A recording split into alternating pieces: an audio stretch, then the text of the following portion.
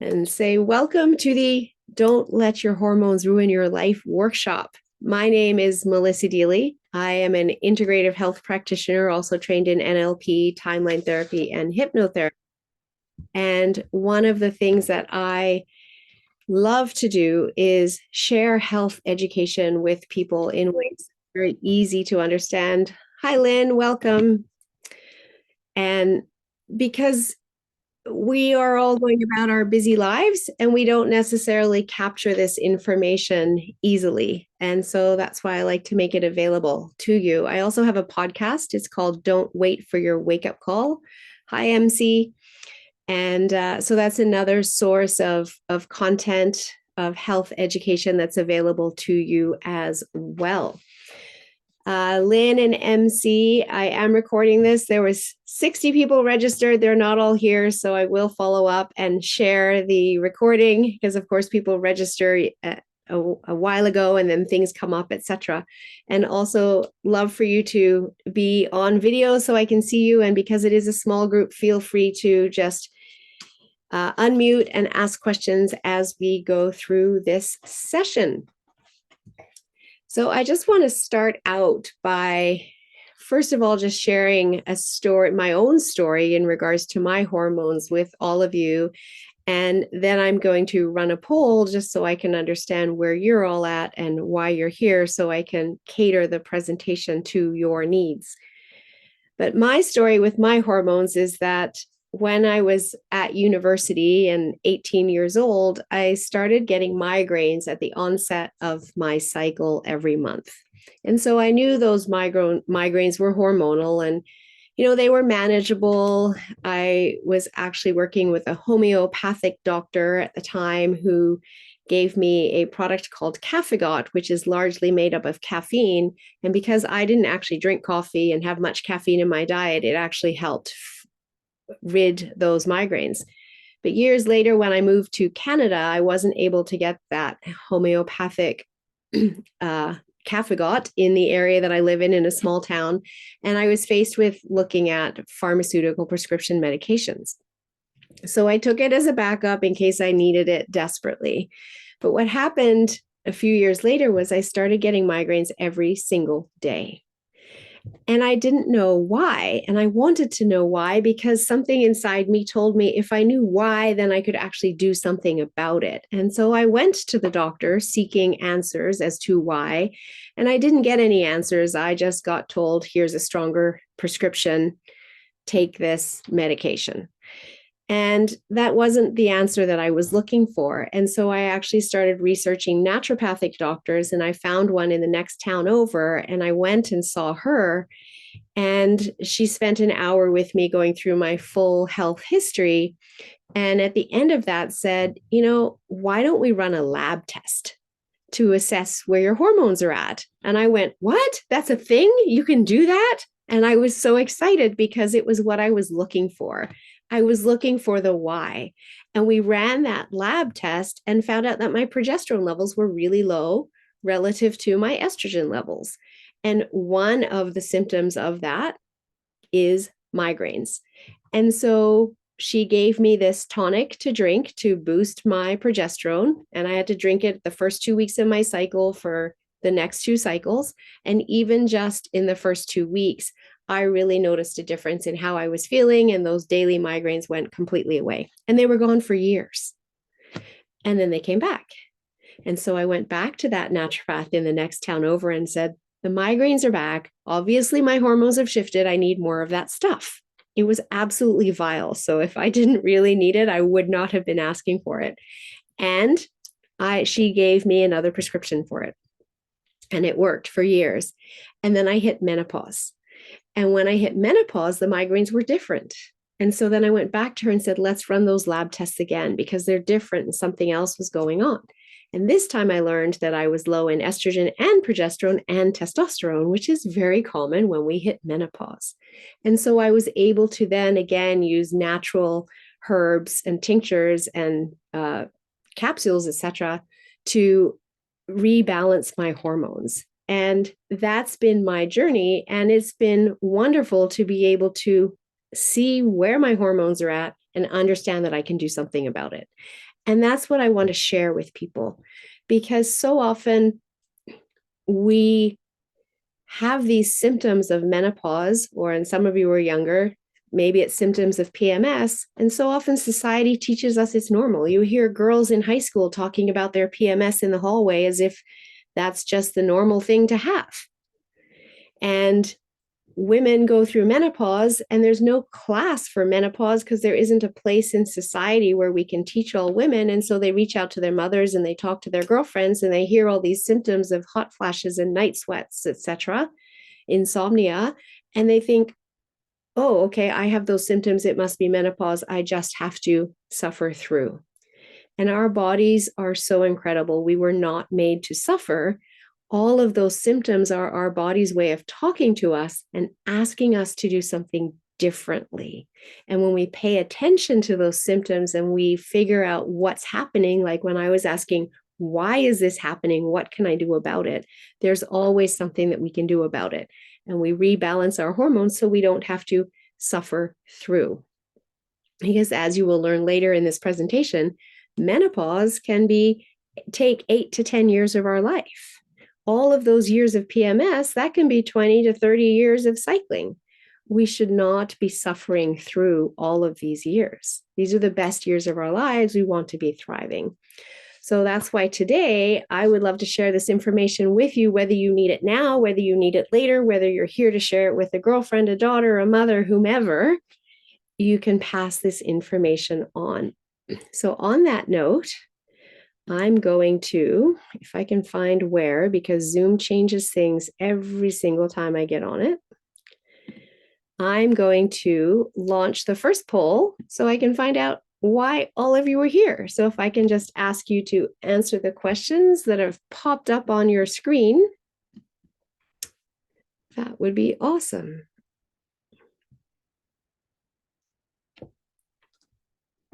MC, I don't know if you're there, if you're able to come on video, that would be awesome.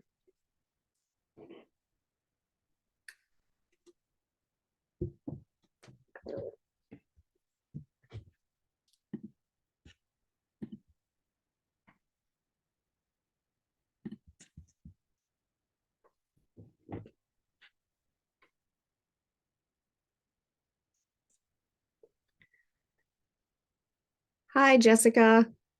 Welcome. If you can come on video, that would be awesome. We've just been doing a poll here.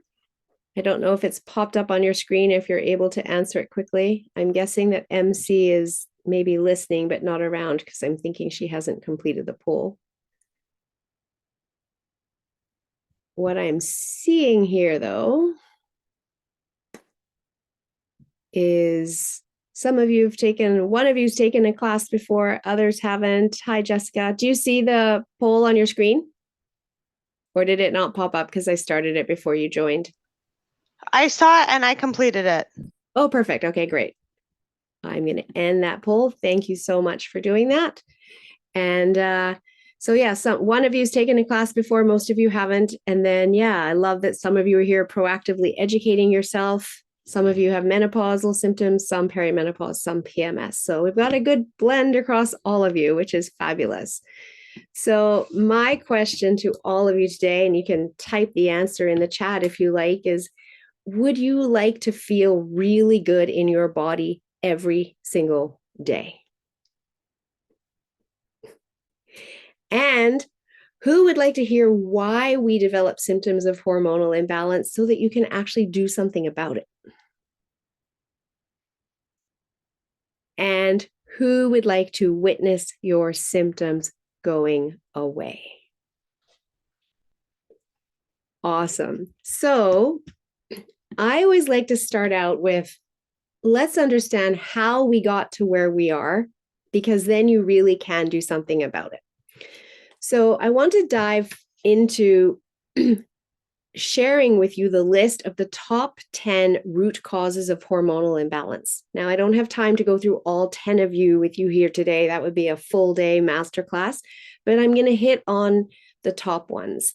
And then if anybody wants to know more and needs support balancing hormones, when I work with my clients, we go through all of them. So I'm just going to say these really slowly and I'll type them in the chat just so you can make a list if you would like to. But number one on the list is environmental toxins and xenoestrogens. Environmental and xenoestrogens. So xenoestrogens are estrogens that mimic the estrogens in our body. As examples of those, there are xenoestrogens in plastics. There are many xenoestrogens in self-care or products that we put on our skin that we're buying at the pharmacy. And there's also xenoestrogens in environmental sources. So we are exposed to these throughout each and every day, and they can cause hormonal imbalance. Another one is heavy metals. And I run lab testing that look at 5 heavy metals in the body: lead, arsenic, cadmium, mercury, and aluminum. And in the world we live in today, most people are showing high levels of heavy metals in their body. And again, we get them through our water supply, through being exposed to secondhand smoke as children, and then it shows up as adults, through amalgams that have been put in our mouth when we have fillings.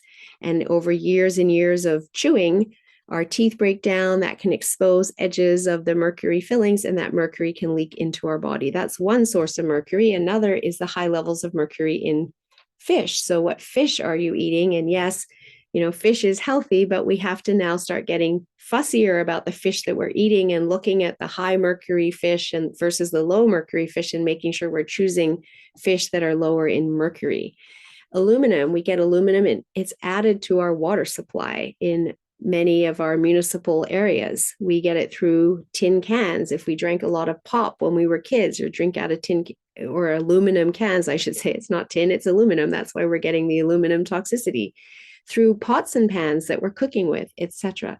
So we have all of these sources of toxicity in our world today that we don't think about, and that can get into our body and impact our hormones. Another reason for imbalanced hormones is an imbalanced gut and digestive issues. Now, that's a big topic, so we're not going to dive into it today, but just at the surface level, this is a very common cause. We have many people experiencing imbalanced guts and digestive issues because of poor sleep and high stress. Those 2 factors alone can cause this imbalance, as well as, depending what age you are, whether you were born vaginally and whether you were breastfed, that is a factor as well. People who were born vaginally and breastfed have a healthier start in life to their gut and a broader range of healthy gut flora than people who were born by C-section and didn't get the benefit of all mom's healthy microbes coming out the vaginal canal, and those who were bottle fed. Because formula fed, even though the formula companies told women it was better than breastfed, etc., and it was more convenient, and all the women that were birthing children in North America in the 60s, 70s, 80s were told that, which is great. It made the food industry a lot of money. But the reality is that what we make versus what nature makes, nature is always better. And they weren't exactly the same. And breast milk had probiotics in it that would feed, prebiotics in it that would feed the microbes in baby's gut in order to help with the development of a healthy gut that all the children that were bottle fed missed out on. So those are huge factors that we're now seeing today in adulthood. These people who were babies in the 60s, 70s, and 80s are struggling with gut health issues 40, 50, 60 years later, aside from what poor sleep and high stress does to our gut. So another common cause of hormone imbalance is an overwhelmed liver and overwhelmed detox pathways.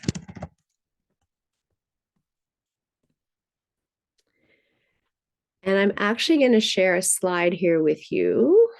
Let me share that just so you can all see it.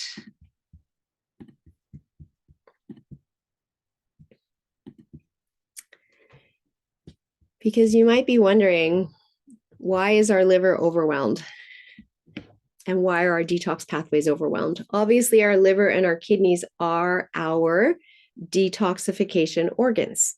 And our liver is charged with keeping our system pure and clean. And it, in fact, cleanses our blood, all the blood in our body, every 6 minutes. However, when we have too many toxins getting into our body, it can't keep up. And the reality is, since World War II, we have had 144,000 man-made chemicals introduced into our world. And that's just the chemicals. That's not the heavy metals, etc. Excuse me. And that is far more than our human body can adapt to in such a short amount of time. It's only 80 years. And our adaptive process is much, much slower than that. And so the liver gets overwhelmed because of all of these reasons. So, people know alcohol intake impacts our liver, but so does excessive workload and the stress that goes with that, smoking, prescription and over-the-counter medicines, because the liver has to break all of that down, as well as infection and illness, whether it's acute or chronic. Our liver is part of our digestive system. And our immune system, 70% of it is also housed in our gut. So they're so interconnected that if our immune system is working hard to be fighting illness, that energy that goes there makes our liver have less energy, and our liver gets further overwhelmed because it can't keep up. Stress, whether it's psychological or emotional, impacts our liver's ability to function.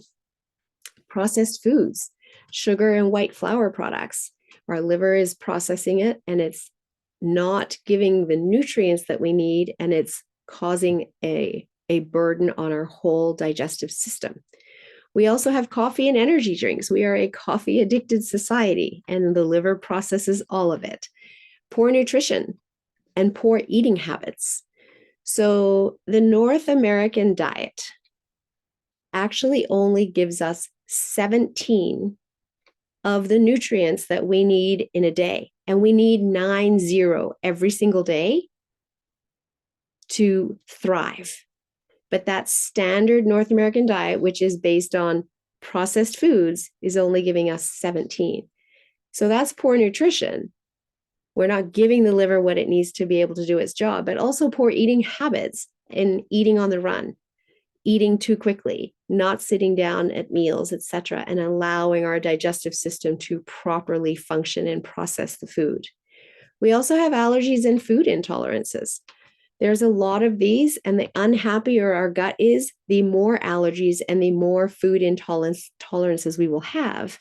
And if we're not necessarily aware of them, because we don't have an instantaneous reaction for food intolerances, it could come 24 to 72 hours later, by which time we don't remember what we ate yesterday, let alone, 2 or 3 days ago, and we don't correlate that. We keep eating food that our body is struggling to process. It's causing inflammation in the body, and this can all serve to bog down our liver. We also have environmental toxins, heavy metals, and pesticides. And then in addition to all of that, what we have is that our soils are deficient in nutrients that we need as well. So ever since the agricultural revolution, we've been in a take from the soil in order to feed more people on the planet, and the food industry trying to make more profit. That means they're not allowing the fields time to fallow, which means the nutrients don't get regenerated. And so after taking from the soil for such a long period of time, the nutrients are largely gone. And that means that they're not in the food that we're eating, even when we think we're eating healthy food. And what happens then is our liver can't do the all-important phase 2 process of detoxification to get the toxins out of our body, because it needs very specific nutrients to do that. And those nutrients are sadly no longer in our soil system. And that phase 2 of detoxification is where the liver turns those toxins into being water soluble, so we can get them out of our body through our bowels, through our urine, through our sweat, and through our breath. So what the liver does, because it tries, the body's always trying to do everything for us, is if it can't release the toxins from the body, it wants to make sure it doesn't get them in the bloodstream. And so what it will do is it will store the toxins in our fat closets.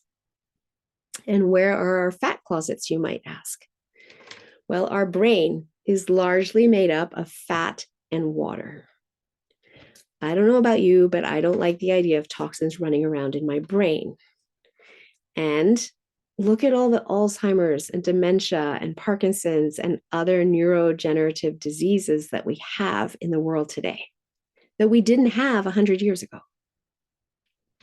Another place that the liver will store our toxins is in our breasts. In women, we have a lot of fatty tissue in our breasts. And again, look at all of the breast cancers that have been happening in the last 100 years. And then it will store them in other areas in our body where we carry excess fat if we have excess fat in other areas of our body. So that solution isn't ideal either. The best solution is to get the toxins out of our body. And when we do that, our liver can function properly. And when it's functioning properly, what it can do is detox the excess estrogens. In particular, the xenoestrogens that I mentioned that we're getting into our body as well. But anytime that our body is out of balance between our progesterone and our estrogen levels, if our liver's functioning properly, it will just naturally detox the excess estrogen in order to keep us in balance. But when it can't function properly, that doesn't happen. And then we have too much estrogen relative to our progesterone. And that can put us into a state of what we call estrogen dominance. I'm going to share another slide with you here as well, if I can get my slides to advance. There we go. These are examples of all of the toxins that are in our personal care products. Far too many. And fortunately today versus 10 years ago, there's a lot of companies that you can buy clean personal care products from online. But if you're walking into your Walgreens, you're walking into your Costco, into your local pharmacy, it's unlikely you will be finding clean products. You're going to be finding all the branded products that are full of toxins. And all of these companies have gone through the minimal testing that is required in the US and in Canada to show that these products are safe. However, they test them one product at a time, and then it's given a name of generally regarded as safe. What's never tested is combining all of these chemicals together and having a person using them on a daily basis. We are the test. And given the amount of chronic illness we have in the world today, which is to me at epidemic levels, I would say we are failing that test. We are exposed to too many toxins, and not only is it causing hormonal imbalance, but it's causing dis-ease of the body, which the great news is we can absolutely resolve it. We don't have to be on a pill every day for the rest of our life, but we have to know how to do that. And a big piece of it is coming back to detoxification. In fact, all chronic illness is caused by two things: the toxic load in our body and a nutrient deficiency, which interestingly also impacts our hormones. So I'm going to come back to this slide in a little bit. So back to our list here. Is everybody with me? Any questions about what I've talked about so far? Everyone's good? Awesome. So that was talking about the overwhelmed liver and the detox pathways. The next one is cortisol effects. Cortisol, of course, being the stress hormone. When you're under stress, your body will pump out cortisol in order to help get you to safety. Because when you are under stress, your body is perceiving that you need to escape from a lion or a tiger. Now, I know that we don't really have to run away from lions or tigers in our world today, but our lizard brain still perceives the threat the same way. So if you start your day, maybe like I did this morning, there was a power outage overnight, so my alarm didn't go off, so I slept through. If you sleep in late, does that trigger some stress in the morning? Because it's like, oh, I'm going to be late for work, right? Or maybe you're starting out with kids that are cranky, that aren't getting ready for school. Maybe you have a spat with a spouse. Maybe you get in the car and you're already running a bit late and you notice, oh my goodness, the fuel gauge is low. I need to first go to the gas station in order to fill up before I can even get to work. And we have the compounded effect of all of these stresses happening in our day. And that is causing your brain to think that you need to escape from a lion or a tiger. And it's pumping cortisol and adrenaline to give you the ability to fight or flee. What happens, though, is when we get to safety, we should then be able to calm and naturally get into our rest and digest parasympathetic nervous system. However, in today's world, we go from one stress to another stress to another stress, and we end up in this place of chronic stress where we don't get to calm. And instead, we're constantly having adrenaline and cortisol pumped into our body. What happens then is, in order for the body to be able to do that, it has to stop doing other things, because it takes a lot of energy for our body to be able to do that and give us the ability to get to a place of fight or flight. And so it shuts down other systems that we don't need in that moment. It will shut down our digestive system. Every time we put food in our mouth, we're using 30% of our energy. So if we don't need to use that energy for eating, we can flee. And when we're running away from a lion or a tiger, we don't need to be eating a sandwich, right? It will also shut down our immune system, because our immune system takes energy. And it will shut down procreation, because we're not going to stop and make a baby when we're trying to get to safety. When we're in this state constantly, what happens is the body stops producing progesterone in order to make more cortisol. And so that creates hormonal imbalance, because the body's still making some estrogen, it's still getting xenoestrogens in, and we're not making progesterone, and that again puts us into an estrogen dominant state. So that's the effect of cortisol. Now, the reason we don't want to be in an estrogen dominant state is that can have a spin-off effect on other systems of the body. When we're in that estrogen dominant state, it can actually trigger the thyroid to slow. Our metabolism slows. We start to gain weight. And over time, our thyroid is functioning less and less. And 1 in 8 women have thyroid issues. Typically, it's hypothyroidism, and we need to be supporting the thyroid. Something else that can happen in the estrogen dominant state is we can get into a state of insulin sensitivity and go down the path of type 2 diabetes. And it can also be a trigger for breast cancer. So we don't want any of these things. And so understanding where our hormones are at and making sure we're not in an estrogen dominant state is critical to our health, as well as to us feeling great in our bodies, because we don't have to put up with any of those symptoms. And remember, what are the symptoms for? They're not for us to ignore and push through and consider it's just part of the process of menopause or being a woman.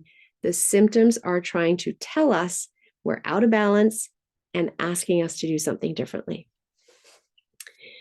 So another reason our hormones can get out of balance is due to estrogenic inflammatory foods. So there are foods that are very high in estrogen. And guess what? They're healthy foods too, but we just don't want to be eating too many of them, especially if we're already at risk of being in an estrogen dominant state because we know we're under high stress, we know we're not sleeping well, or if we've run labs and we know we're estrogen dominant, then these are foods we want to be avoiding. So one of those foods, in fact, the food that's highest on that list is soy. And I had an interesting experience about, I want to say 18 years ago. And that's back when I was in the corporate world. I did not know what I know today. And I was actually visiting my sister who was living in Japan at the time.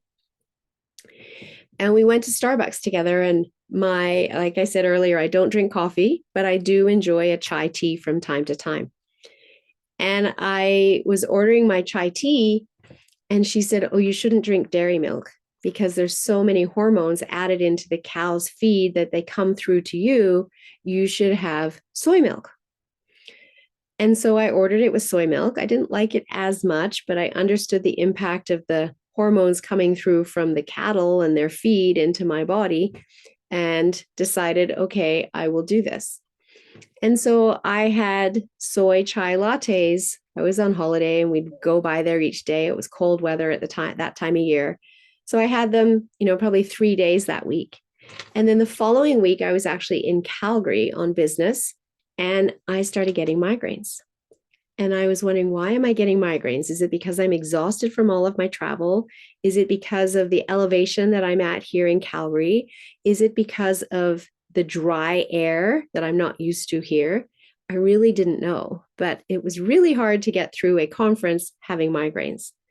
And when I got home, I went straight into a Girl Guide sleepover event.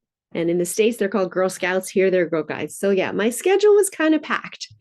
But while I was at that Girl Guide sleepover event, I was talking about my migraines that I'd been suffering with that last week. And I didn't have one in the moment, thank goodness. And one of the other ladies said, "Did you know soy is really high in estrogen?" And I didn't know that. And suddenly I had an aha, knowing from my previous lab tests that when my progesterone was low, I got migraines. And so I wondered if by having the soy, it boosted my estrogen up to a degree that it made my body feel like my progesterone level was low. And as a result, it triggered migraines. So I wrote to my naturopath and explained what was going on and said, is this possible? And she wrote back and said, "Stop drinking the soy and see what happens." And I kind of went, duh. Yeah, could have thought of that myself. Stop drinking the soy, and the migraines went away, which showed that I was very sensitive to that in my body. And we all have varying degrees of sensitivity to different foods. Some people are highly sensitive to coffee. I am. That's why I don't drink it. Some people are highly sensitive to sugar, et cetera, et cetera. And I'm sensitive to soy. And so that was enough to cause the estrogen to raise in my body. And that's another reason that our hormones can get out of balance. So the next reason is the thyroid estrogen relationship, which I did just talk about briefly. And then another one is body fat's effects on estrogen. And in a nutshell, the more body fat we have, the more estrogen the body will produce. And this is true in men as well. And if you've ever looked at overweight men, you might notice that they start to develop man breasts. And they have higher levels of estrogen in their body because they have higher levels of fat in their body. And so that applies to men and women. There's also the birth control rebound effect. And so what that means is women who've been on birth control, and when they come off birth control, they are unlikely to immediately be able to get pregnant because their body has been in a controlled balance to stop them from getting pregnant. And it takes a while for the body to get rid of all of those chemicals and be able to come into a natural balance where it's able to get pregnant. And Lynn, I see you have a question. Feel free to unmute and ask your question. Thanks. And you might be intending to cover this, but I'm just wondering, you're talking about estrogen, progesterone, and mentioned testosterone. And is there an optimal balance of those three to each other, or does it differ for every single woman? So yes, there is an optimal balance range for estrogen and progesterone that we always look at in women. And there is an optimal level of testosterone as well that we always look at. And so the lab tests that I run use saliva to assess these. And I can certainly tell you those numbers. However, if you've run lab tests with your doctor using blood, the numbers I give you would make no sense whatsoever because they're completely different scales. Okay. What I will say to that, though, is that saliva is the best way to assess your sex hormones versus blood, because saliva is testing the usable hormone in your system, whereas the hormone that's already in the blood is what's been used already.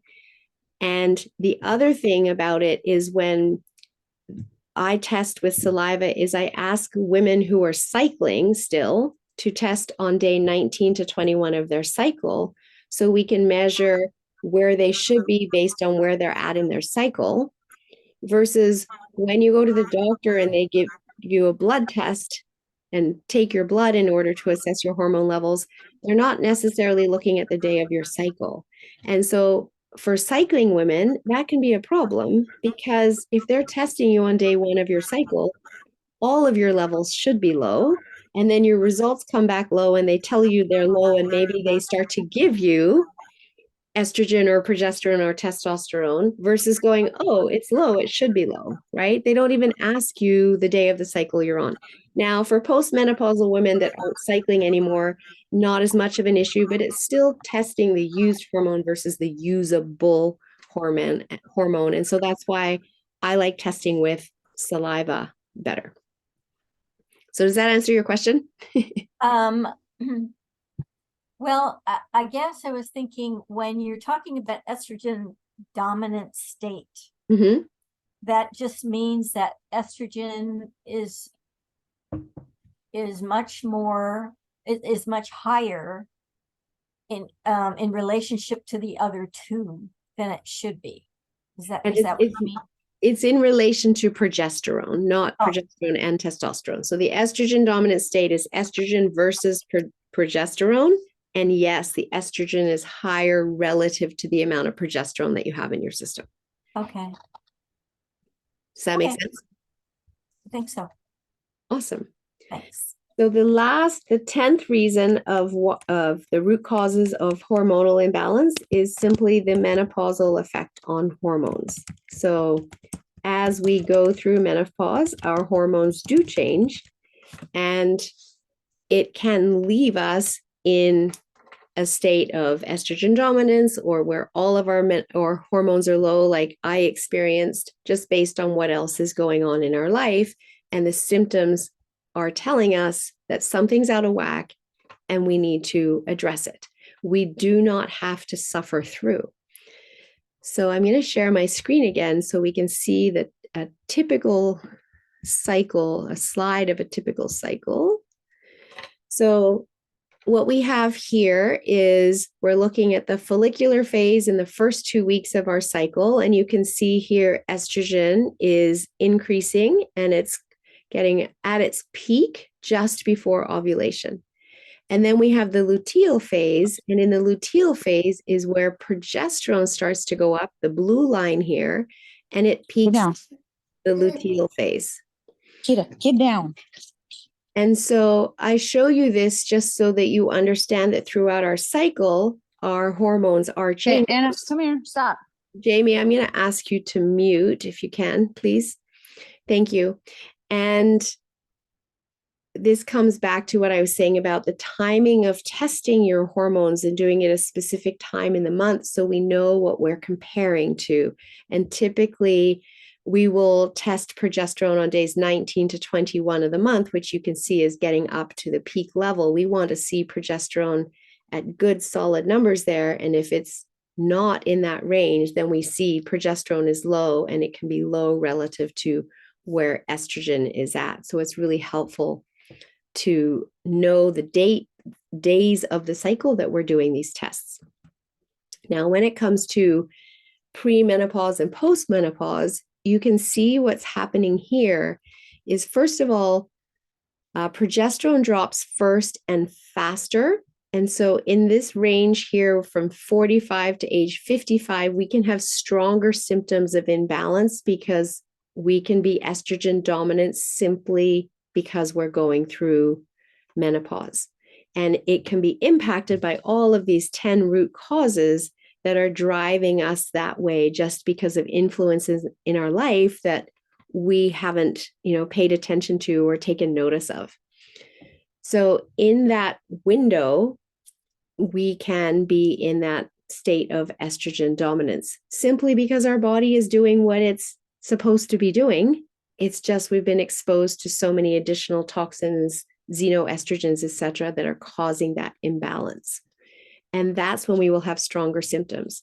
Now, menopause can take anywhere from 8 to 10 years to go through. And you are diagnosed as having gone through menopause once you have 12 consecutive months of no cycle. And sometimes you might have 10 consecutive months of no cycle, and then you get a random cycle, and then that 12-month counter starts all over again. And once you've gone those 12 months, then you are through menopause and you're into postmenopause. So during that stage is where we can be having these symptoms such as hot flashes, night sweats, low libido, vaginal dryness, insomnia, etc., etc. And that's not the only time, though. Because of high stress, because of poor sleep, I'm seeing that in younger and younger women. I'm seeing fertility issues coming up and women getting pregnant but miscarrying because they don't have enough progesterone to form the womb in order to hold that baby. And so these are all factors that I love to share with people so that if you're someone, and we got people here in different ages, if you're someone who's wanting to have children, prior to having kids, is worthwhile running your hormone lab in order to determine, is my progesterone level at a level that can carry a baby? Or am I in a estrogen dominant state? And if you are, then you are, and then you can take action in order to change that before you even start trying to get pregnant. So I'm going to run another poll here because this is the one all about symptoms. And I'm just interested to see what symptoms all of you are experiencing.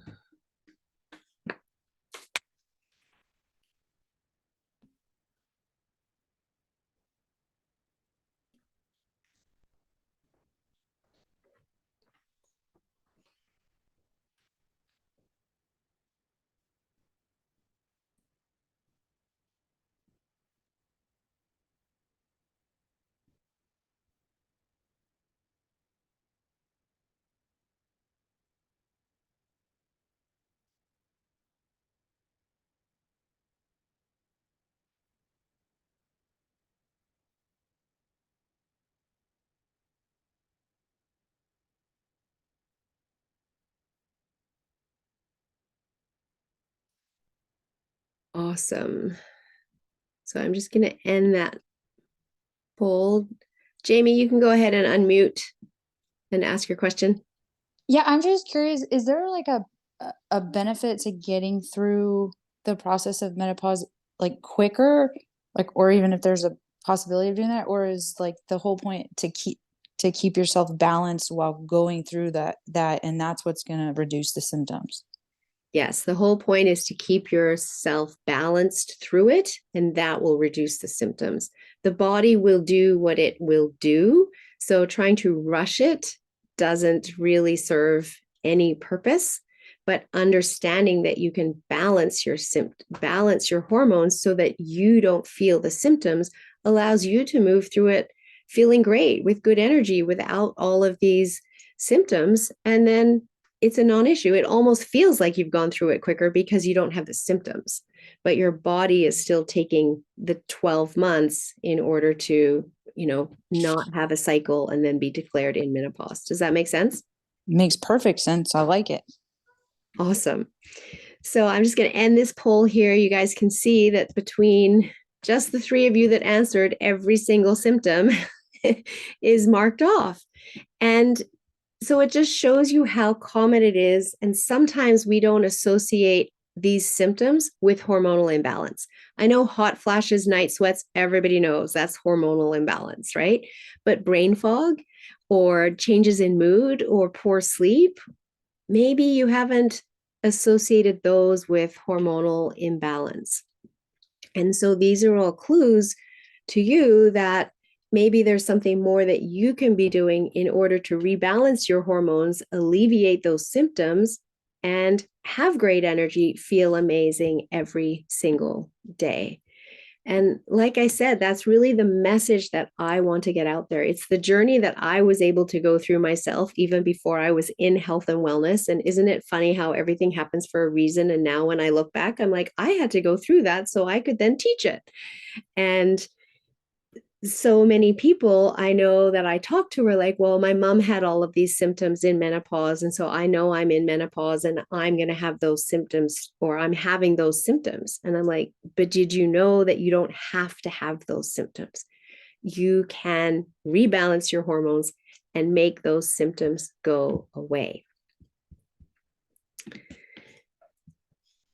So what I also want to share with you is talking about cortisol and melatonin, because those are so crucial to sleep, and getting good sleep is important for our health, our longevity, for allowing our hormones to be balanced, our sex hormones, as well as a healthy gut. And there are 70 million Americans struggling with sleep. So just raise your hand. I can see a couple of you, or type in the chat. Are you getting 7 to 9 hours of sleep every night, or are you surviving on less than 7 hours? You can just type that in the chat if you want.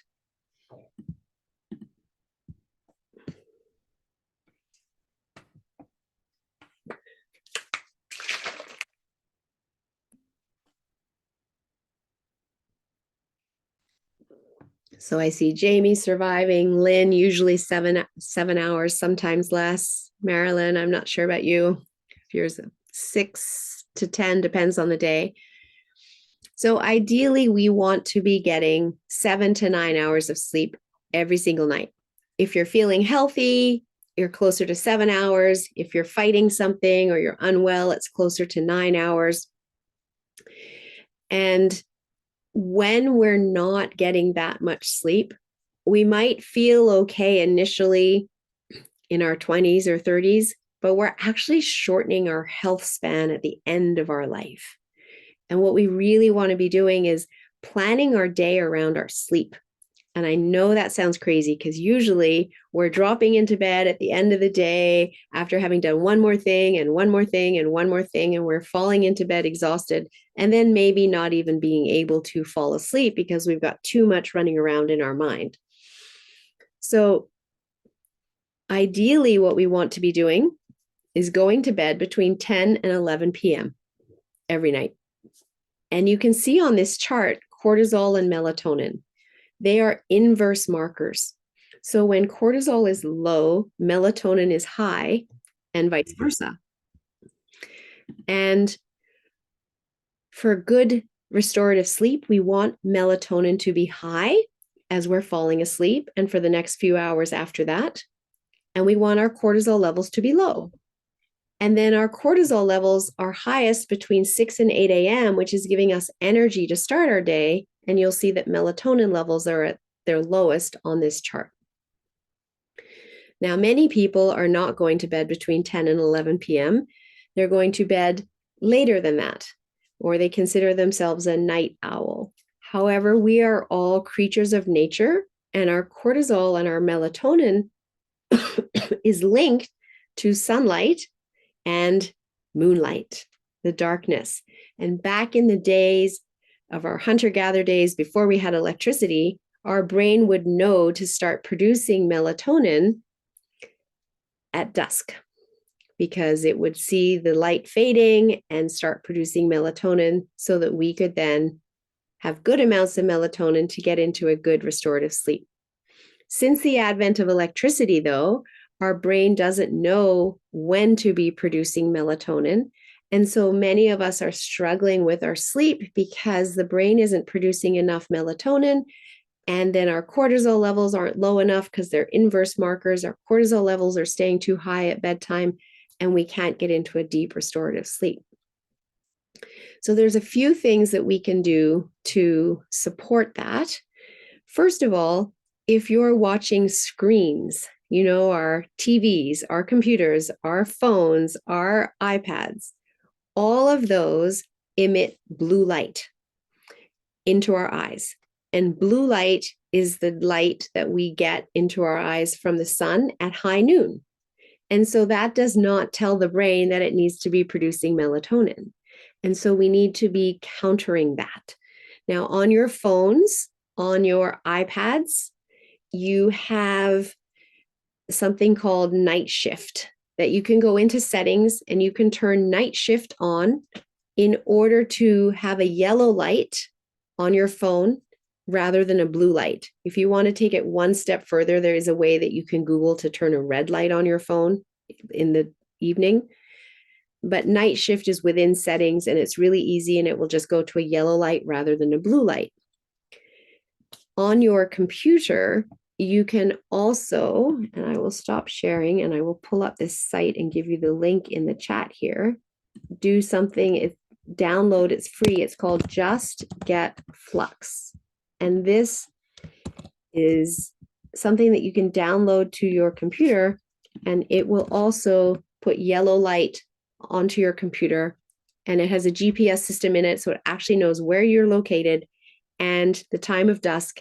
And when it's dusk, it will automatically turn your computer to a yellow light rather than a blue light. For television, I haven't bought a new TV in more than 10 years, so I wear blue light glasses, blue light blocking glasses. However, maybe TVs now have blue, you can have it set up so that you have yellow light on your TV. I don't know, but blue light blocking glasses are very effective for that. So when it comes to blue light getting into your eyes from your devices, for every hour you are on a screen with blue light, it blocks the production of melatonin into your eyes for another 30 minutes after you get off the screens. So if you're on your computer for 3 hours in the evening and you get off, your body will not produce melatonin for another 1.5 hours after that. And how often do you go from your screen of some sort to bed expecting to fall asleep? And you might find it hard to fall asleep, because part of that is that your body's not producing melatonin. So having all of these devices helps block it so that your body can produce melatonin. I will give you one word of warning I learned the hard way. Do not go clothes shopping on your computer when the yellow light is turned on in the evening, because the color of the dress that you thought you bought will not be the color that shows up in the mail.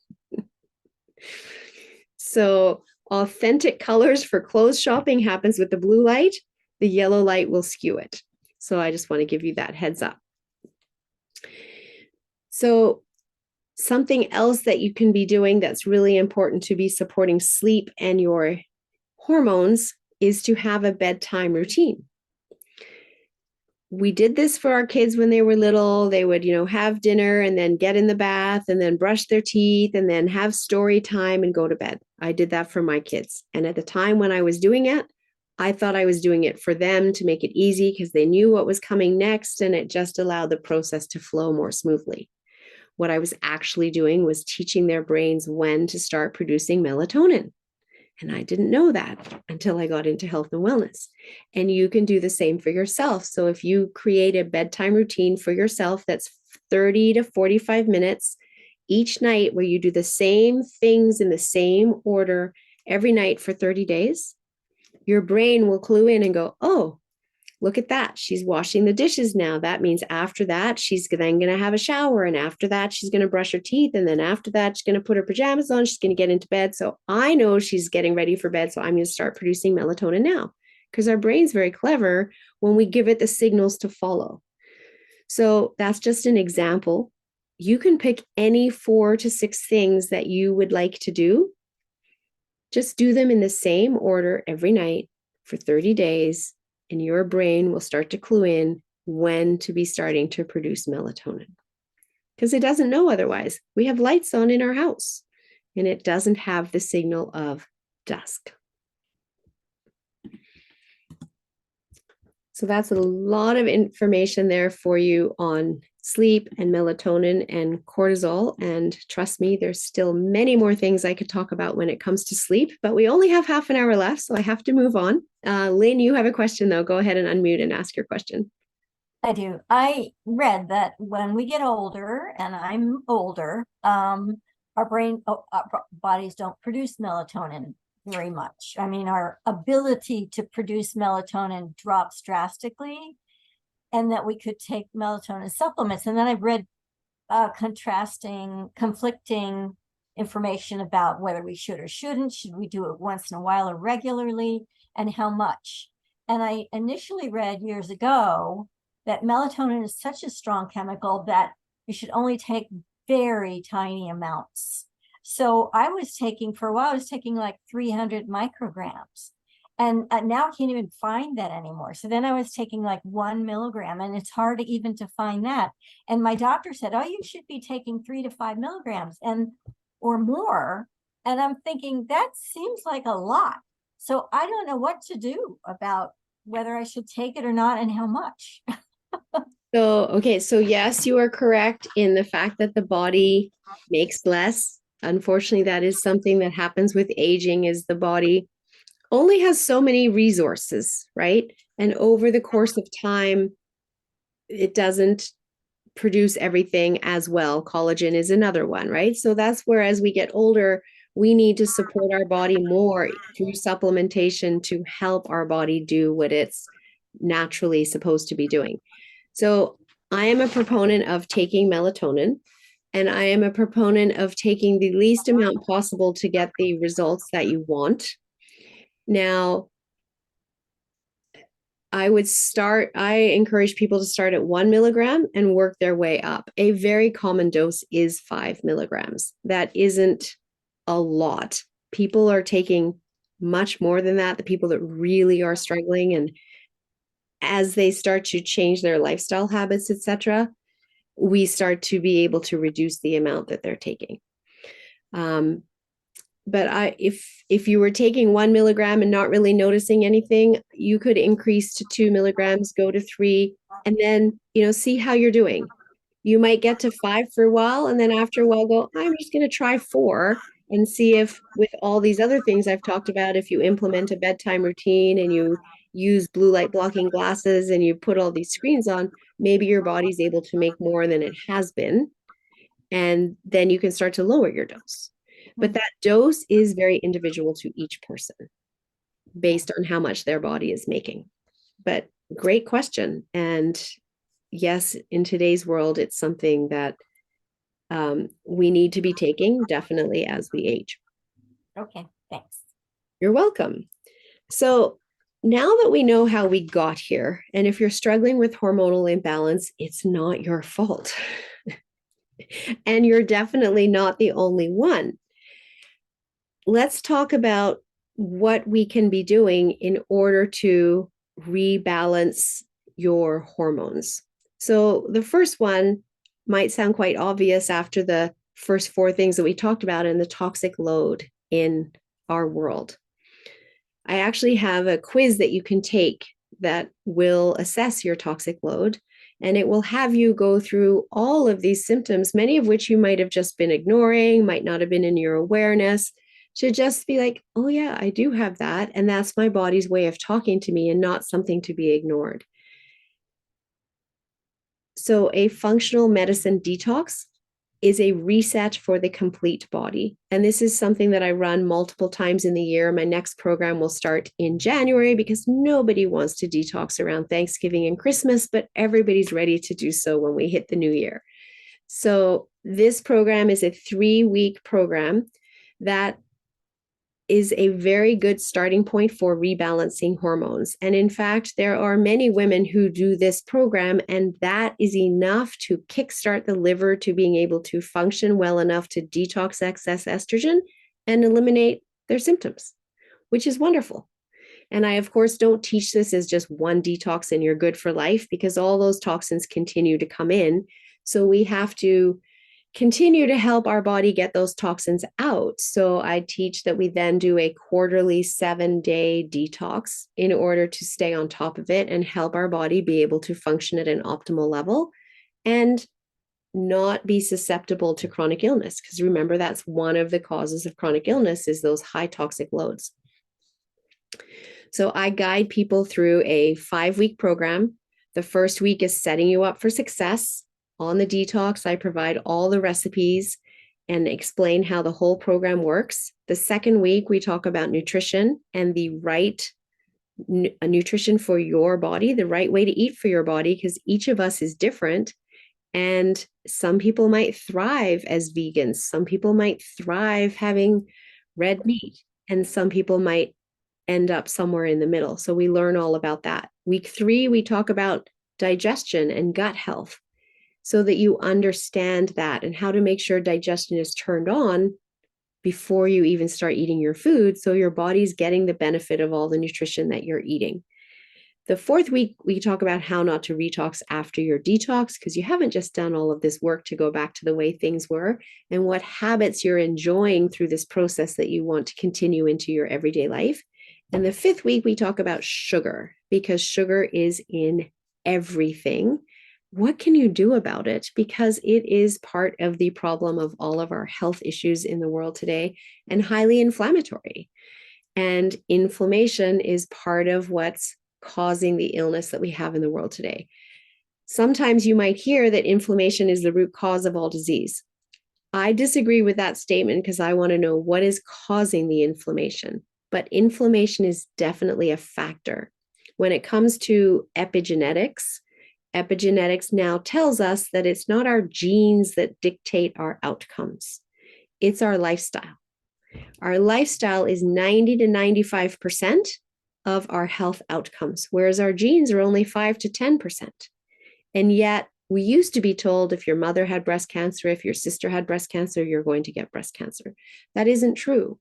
It means you're genetically predisposed to it, but you have this window of 90 to 95% of your lifestyle factors that can determine whether those genes ever get turned on. And high levels of inflammation in the body are much more likely to turn those genes on. It's the switch to those genes. If we keep our inflammation levels lower, that switch never gets turned on. And when we do a functional medicine detox, not only are we resetting the liver, which allows us to rebalance hormones, but we're also bringing our inflammation levels down, which can help with other symptoms like achy joints and muscles. And it will also help reduce brain fog and increase mental clarity. It can help improve sleep. It can help reduce insomnia, etc., that so many people struggle with. So there's many benefits to supporting our detox pathways in getting all of those toxins out. Another piece to it is lab testing. And I'm going to share my screen with you just so you can see what that looks like. So this is an example of a lab that I run for people. And it, as you can see, it gives you all of your sex hormones, your estrogen, your estrogen progesterone ratio, your testosterone level, your DHEA, which you may never have heard of, but it's a precursor to the body's ability to produce testosterone and estrogen. We also get 4 cortisol markers through the day upon waking, at lunchtime, at dinner time, and at bedtime. So we can see what is that stress hormone doing? Is it following the natural rhythm of the day, or is it out of whack? And we need to help your body calm at bedtime or dinner time in order for you to get into a more restorative sleep.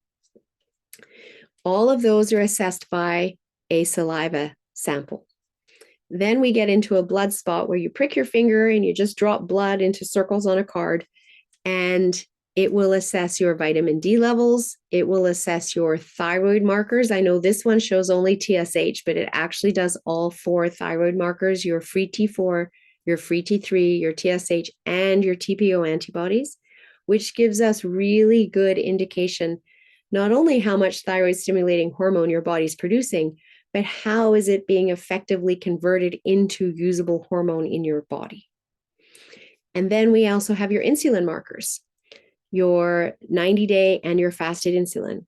So remember earlier I said that if you're in an estrogen dominant state, it can impact your thyroid, it can impact your insulin markers and put you on the path to type 2 diabetes. So seeing all of this in one lab is really helpful because we get these early warning signs of downline issues from seeing the hormonal imbalance. And maybe you run your labs and you don't have any hormonal imbalances and everything looks great. Well, that's great to know. But if you do, and we catch it early, because that's what these labs are designed to do, we can use natural herbs and supplements in order to support the body in coming back into balance. And so that's why this lab is very, very helpful. And this is that very same lab that my naturopath suggested I do all those years ago when I was wondering, why am I getting daily migraines? The answer was right here. And these are functional medicine lab tests that get mailed to your home. You don't have to go anywhere to do them. You do them at home and then you mail them back into the lab and I get the results and then we review them over Zoom and you get a personal wellness protocol with your next steps that are addressing the imbalances as well as the lifestyle factors that we can be using to help bring your body back into balance. I see Marilyn said, would taking melatonin help in a pinch? Sorry, I just saw that now, Marilyn. And what do you mean by that? Do you mean just on a, not taking it every night, but taking it just on random occasions when you're struggling to sleep? Oh, I can't hear you.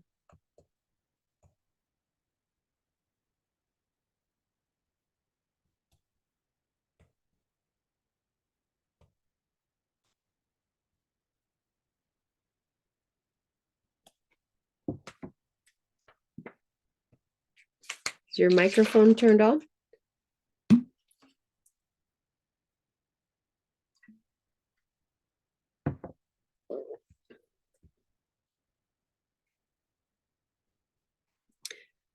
To answer your question, yes, you can use it just sporadically, but if you were to do it that way, you would need a higher dose than if you were using it on a regular basis at a lower dose. Does that make sense? And if you have more of the question, if you want to write that in the chat, because I don't know why I can't hear you. I'm sorry that I can't hear you.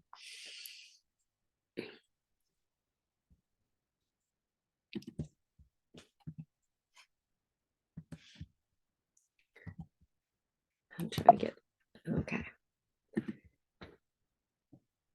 So those are the solutions to working with rebalancing our hormones.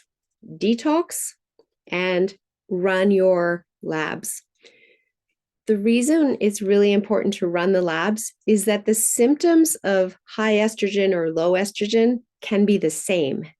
And so somebody just coming in and telling me I'm having hot flashes and night sweats doesn't tell me which way their estrogen is falling.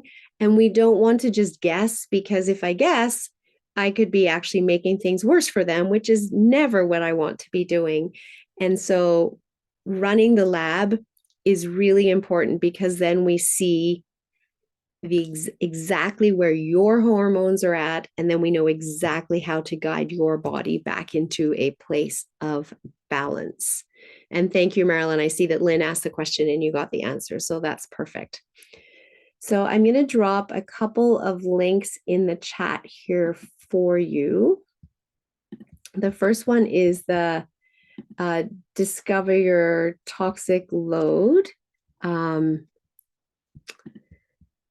you can take this quiz and just see where are you at. And if your score is high, don't be surprised. It's mild, moderate, severe, or extreme. We live in a world of high toxicity. If you've never done a functional medicine detox or any kind of cleanse before, it's highly likely your score will be in the severe level. If you're on a number of medications, it's likely that your score will be in the severe to the extreme level. The great news is, though, is once you've done that quiz, you know where your starting point is, and you know that you don't have to accept that as being the way you live the rest of your life, that you can actually do a functional medicine detox, bring your toxic score down, get those toxins out of your body, and in that process, potentially rebalance your hormones. Now, for some people, it may not fully rebalance the hormonal symptoms. And then at that point, we would run the lab test to see exactly where things are at for you. And then from there, we take the next steps. Now, if you're interested in the starting with the detox program, as I said, my next health kickstart is in January. And I've just dropped the link in there for that.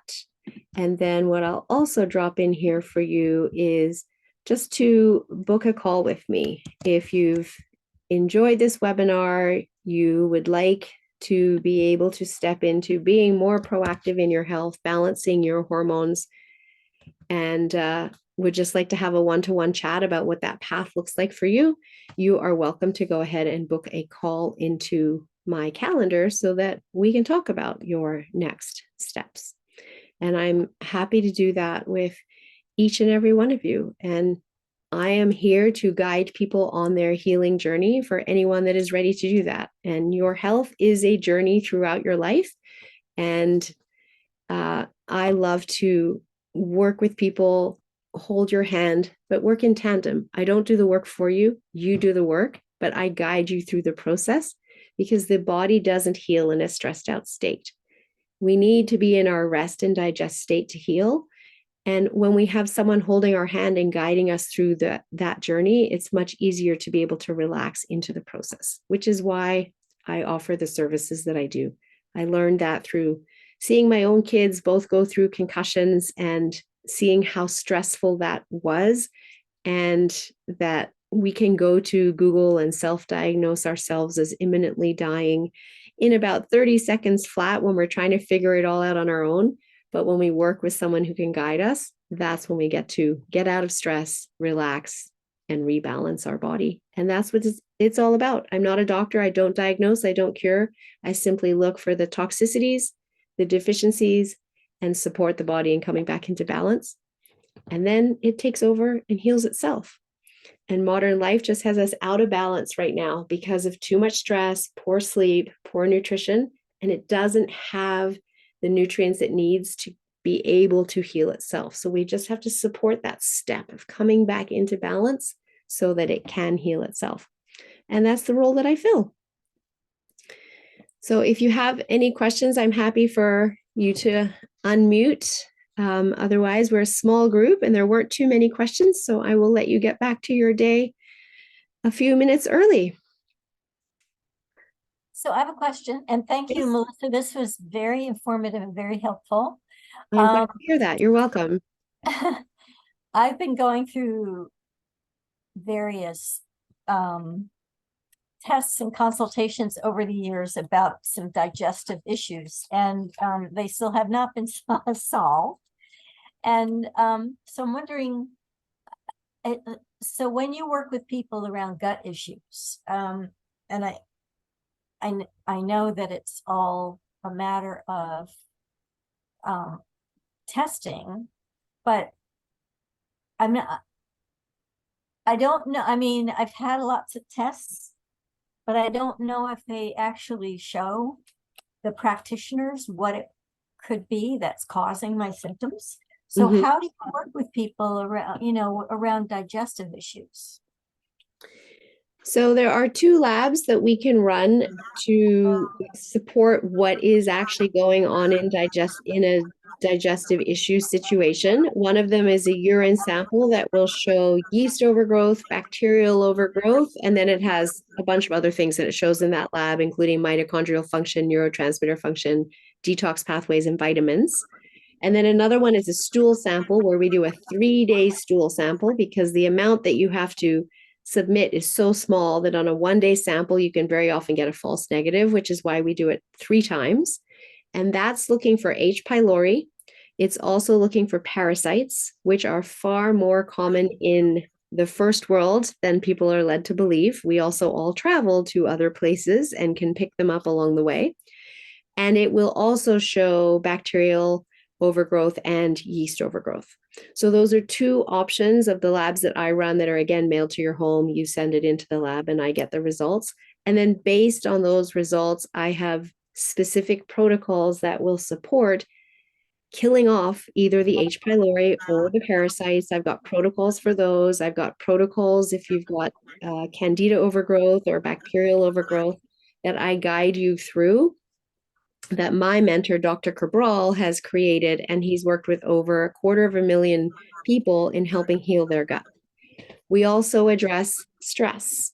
We address food sensitivities, and that's another lab that I recommend people run when they have gut issues, because every time we eat food that we're sensitive to, that causes inflammation, and that then does not allow the gut to get into a healing state. And if we're unknowingly eating foods we're sensitive to, we're preventing the gut from healing. We're looking at sleep, we're looking at stress, we're looking at lifestyle, because our gut is this beautiful balance of all of these microbes.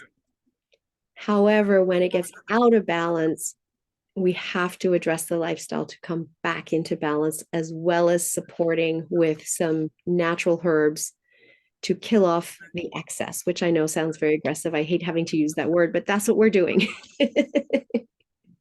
Yeah. And yeah, go ahead. So you just try different things until you find something that actually works to alleviate the symptoms or get rid of them.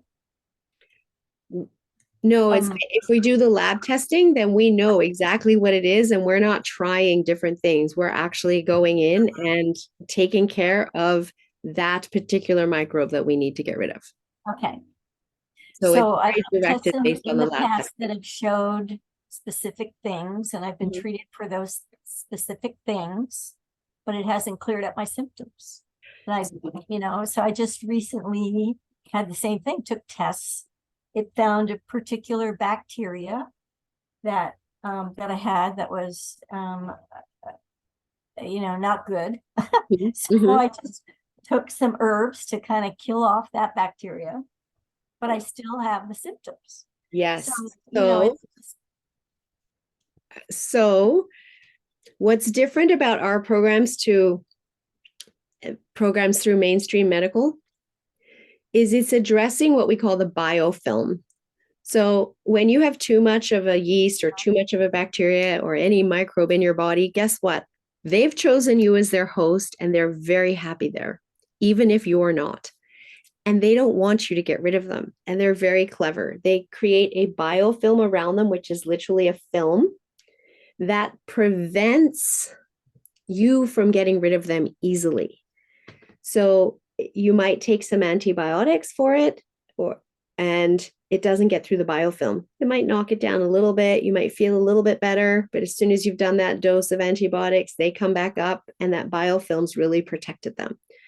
So what we do is we use a combination of 3 things each month for 3 months. The first one is what we call a biofilm disruptor, and it pokes holes in this biofilm so that the antimicrobial can actually get through and start to kill off that microbe that we don't want.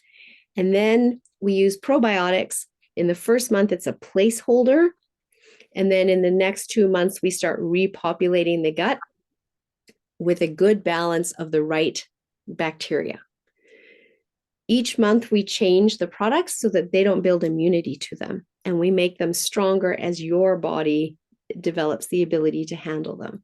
So it's a very calculated process for getting rid of the bacteria or the yeast with using all natural herbs, but the key is using the biofilm disruptor first. And that may be the piece that you've been missing. Okay. I will ask my practitioner about that. Yeah, ask your practitioner. And if you want support on the program that I offer, then you know how to find me, and you can click that button and book a call. Okay. Great. So yeah, thanks for asking, and I'm happy to support you through that process if you need it. I know you're already working with someone, so if they can support you through that and add in biofilm disruptor, that's awesome too. Okay. Thanks for being here, everyone. I see your thank you, Marilyn. I'll let you go. I will send out this recording so you will all receive it. And again, if you need support in rebalancing your hormones, detoxing, or any other aspect of your health, feel free to reach out. I'm here to guide you, and I appreciate you being here today. Take care, everyone. Bye. Okay.